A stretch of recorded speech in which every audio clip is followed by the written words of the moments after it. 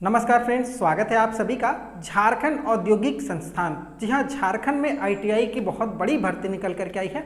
अगर आप भी क्लास 10th पास आउट हैं या क्लास 8 पास आउट हैं और अगर आपको कोई टेक्निकल कोर्स करना है, जैसे फिटर, इलेक्ट्रिकल, बहुत सारे कोर्स होते हैं, डीजल मैकेनिक, वेल्डर, प्लम्बर वगैरह का, इस तरीके से आप कोर्स करना चाहते हैं तो कैसे आप कर सकते हैं, और सबसे इम्पॉर्टेंट है कैसे फ्री में करेंगे। झारखंड से आप कैसे फ्री में करेंगे, क्यों आईटीआई आपको एनसीवीटी से करना चाहिए, एससीवीटी से करने से क्या नुकसान होता है, ये सारी चीज़ें इस पूरे वीडियो में हम लोग बात करेंगे।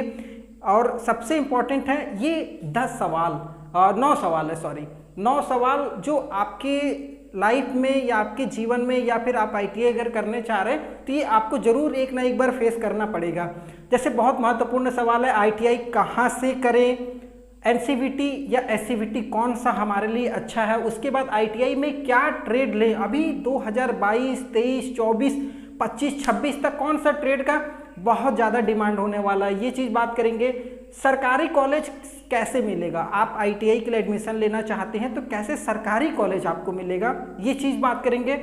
फ़ी कितना लगता है, फ़ी आईटीआई करने में कितना फ़ी लगेगा, सरकारी में कितना लगेगा, प्राइवेट में कितना पैसा लगता है।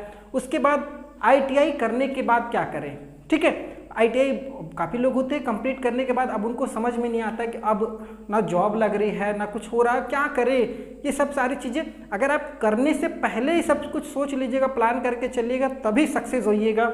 आईटीआई के साथ साथ इंटर या ग्रेजुएशन कर सकते हैं या नहीं कर सकते, ये सबसे महत्वपूर्ण सवाल होता है। काफ़ी लोग होते हैं ना कि आईटीआई कर रहे हैं, उसके साथ साथ सोचते हैं कि मैं इंटर में भी नाम लिखा लेता हूँ, ग्रेजुएशन भी कर लेता हूँ। काफ़ी लोग ऐसे होते हैं, तो वो करना सही रहेगा या नहीं रहेगा, अगर करना है तो कैसे करें, ये भी बात करेंगे। फ्री में आईटीआई कैसे करेंगे, ये सबसे महत्वपूर्ण सवाल है। और उसके बाद आईटीआई करने से क्या फ़ायदा होता है, ये सारी चीज़ें इस पूरे वीडियो में हम लोग बात करेंगे। तो स्टार्ट करते हैं। तो झारखंड इंडस्ट्रियल ट्रेनिंग इंस्टीट्यूट, जो कि आईटीआई का फुल फॉर्म होता है, अगर आप वहाँ झारखंड से करना चाहते हैं तो उसके लिए आप आवेदन कर सकते हैं। ठीक है, और सबसे महत्वपूर्ण क्या है ना, एनसीवीटी और एससीवीटी। एनसीवीटी क्या होता है, राष्ट्रीय, ठीक है, तो राष्ट्रीय औद्योगिक प्रशिक्षण संस्थान जो भी है, इसमें अगर आप करते हैं ना एनसीवीटी से, तो इसका वैल्यू पूरे ऑल ओवर इंडिया में बहुत सारी भर्तियां आती है जिसमें अधिकतर एनसीवीटी को ही लिया जाता है। जबकि एससीवीटी जो होती है ये स्टेट लेवल पे होती है, और यहाँ से करना हमारे हिसाब से थोड़ा सा सही नहीं होता। अगर आप करना है तो एनसीवीटी से ही कीजिए। एनसीवीटी मान्यता प्राप्त किसी भी कॉलेज से, चाहे वो सरकारी हो चाहे प्राइवेट हो, लेकिन अगर आप सरकारी से करेंगे तो आपको फ़ी कम लगेगा, ये चीज़ होती है। अब सरकारी मिलेगा कैसे, ये ध्यान दीजिएगा। तो अगर आप झारखंड से करते हैं ना, तो झारखंड में देखिए टोटल 6 तरीके का कॉलेज होता है। ठीक है, एक होता है पूरी तरीके से गवर्नमेंट, जिसमें अगर नंबर ऑफ कॉलेज की बात करें कितने कॉलेज है, तो टोटल 58 कॉलेज है झारखंड में सरकारी आईटीआई। 58 बहुत होता है। हर एक कॉलेज में कितना कितना सीट है तो वो भी मैं आपको बता देता हूँ। लगभग 200 सीट होता है हर एक कॉलेज में। ठीक है, तो 58 कॉलेज है, समझ सकते हैं कितना अच्छा खासा 10, 11, 12 हज़ार तक इसमें आपको सीट मिलेगी। LWE, private, PPP, CSR, TSP, ये भी बहुत सारे कॉलेजों के प्रकार होते हैं। तो एक प्राइवेट में जैसे 256 है, ठीक है, तो प्राइवेट तो आप सभी परिचित हैं। उसके बाद LWE और PPP, CSR, TSP, ये सब थोड़ा सा मतलब इसमें गवर्नमेंट का पार्टिसिपेट होता है। PPP मतलब क्या होता है, 50% गवर्नमेंट है और 50% प्राइवेट है। मान लीजिए इस कॉलेज में 100 सीट है, तो 100 सीट में 50 सीट गवर्नमेंट, जैसे आप ये आईटीआई के थ्रू आप जाएंगे तो आपको 50 सीट में एडमिशन मिलेगा। बाकी बात 50 सीट जो होता है वो कॉलेज का होता है, वो आपको 1 लाख में एडमिशन ले, चाहे 50,000 में ले, चाहे 10,000 में, वो उनके ऊपर डिपेंड करता है। लेकिन गवर्नमेंट में जो 50% का कोटा उसके जाएगा तो आपका कम लगेगा। इसी तरीके से गवर्नमेंट का CSR या TSP मतलब आपका जो ट्राइबल एरिया है, जो दूर दराज वाले हैं, उनके लिए है, ये सब बांटा हुआ है। ठीक है, फॉर्म कब से चालू हो रहा है, तो 15 जून से आप इस फॉर्म को भर सकते हैं। 15 जून से लेकर के 5 जुलाई तक आप ऑनलाइन के माध्यम से भर सकते हैं। अब बोलिएगा वेबसाइट का लिंक कहाँ, तो वेबसाइट का लिंक आप मेरे वेबसाइट पे भी जा सकते हैं, satyaresult.com, वहाँ पर जाइए, आपको इस वेबसाइट का लिंक देखने को मिल जाएगा। जैसे ही लिंक एक्टिवेट होगा आप वहाँ से जा करके फॉर्म भर सकते हैं। ठीक है, उसके बाद बात करते हैं मेरिट लिस्ट। तो देखिए सबसे इम्पोर्टेंट क्या है, आप यहाँ पर ध्यान दीजिएगा, तो एग्ज़ाम नहीं है, जो भी एडमिशन होती है वो मेरिट के आधार पर होती है।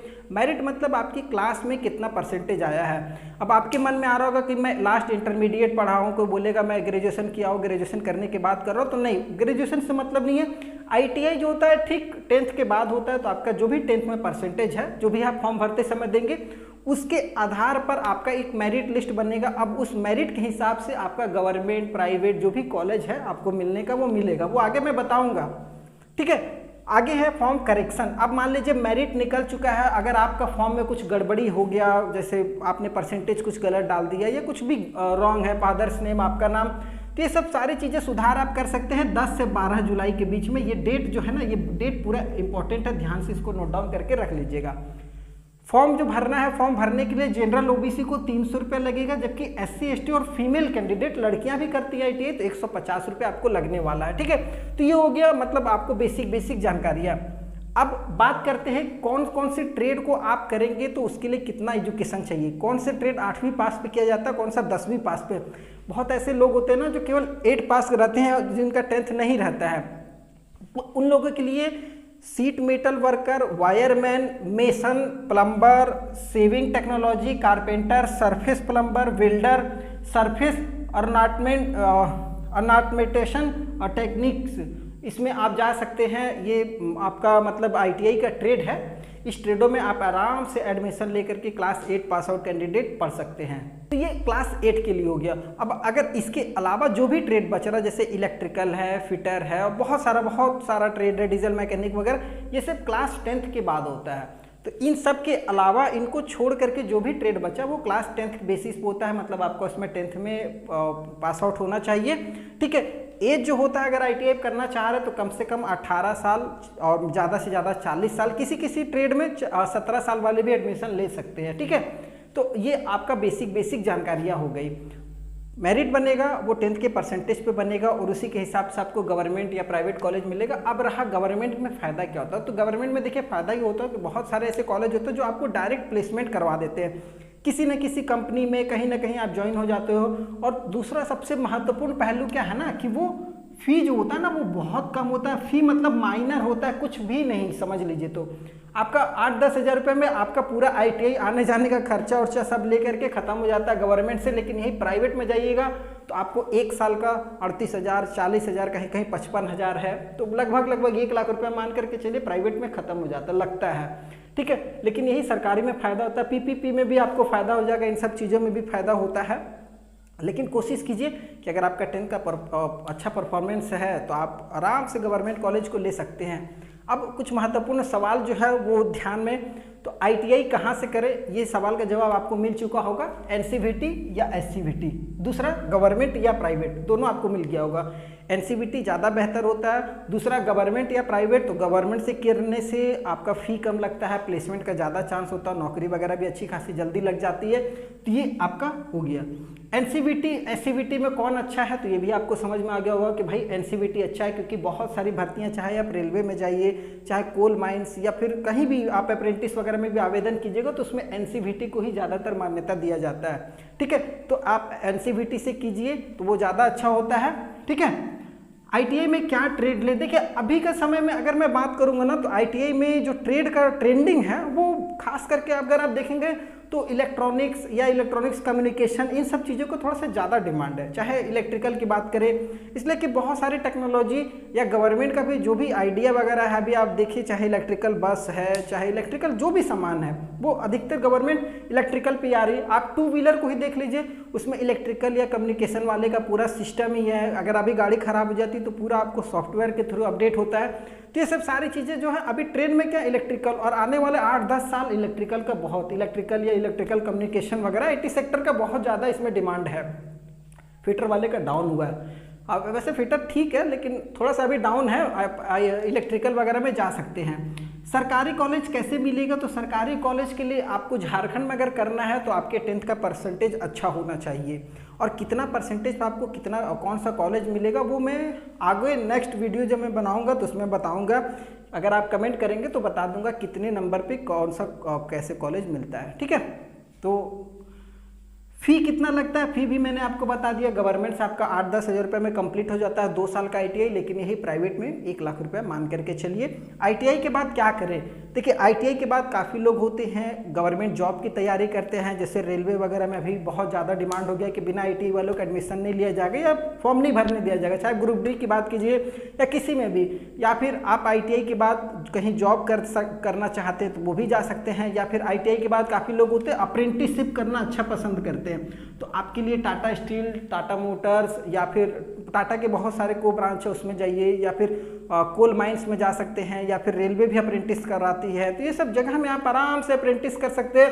6,000-7,000 रुपये आराम से उठा सकते हैं अगर आपके नज़दीक में कोई है तो। उसका सर्टिफिकेट बहुत मान्यता देता है, ठीक है। तो ये सब चीज़ें हैं। थोड़ा सा ITI के साथ साथ इंटर या ग्रेजुएशन कर सकते हैं या नहीं कर सकते हैं? जी देखिए, ये बहुत इंपॉर्टेंट सवाल है। इस पर मैंने डिटेल में ना एक वीडियो बनाया हुआ है, आप मेरे चैनल पर अगर जाएंगे तो आपको देखने को मिलेगा वो वीडियो।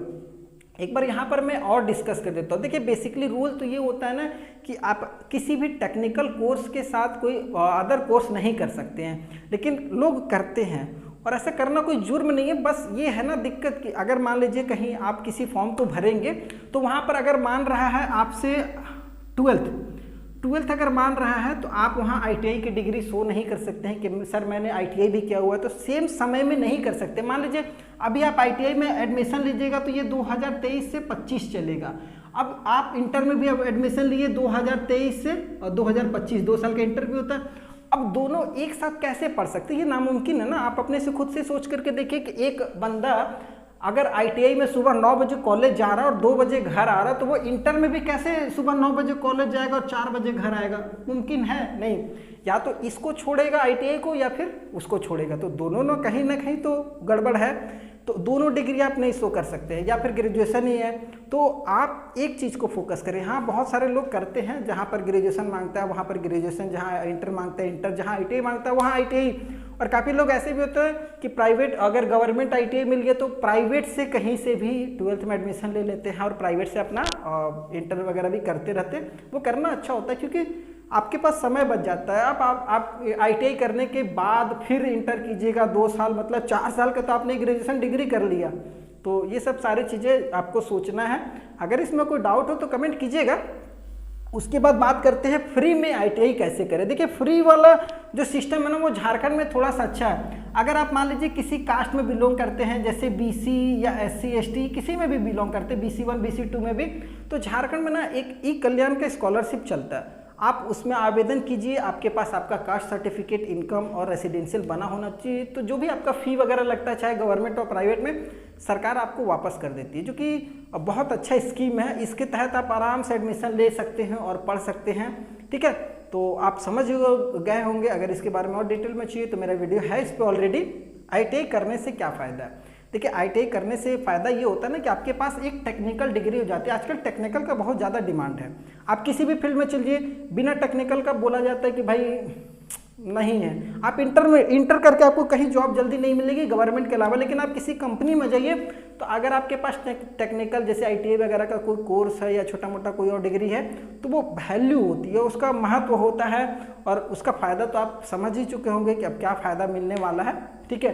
तो अगर ये पूरा आपको समझ में आया हो, पूरा वीडियो और जानकारी अच्छी लगी हो तो चैनल को सब्सक्राइब करके रख लीजिएगा। फिर नए वीडियो मिलेंगे, तब तक के लिए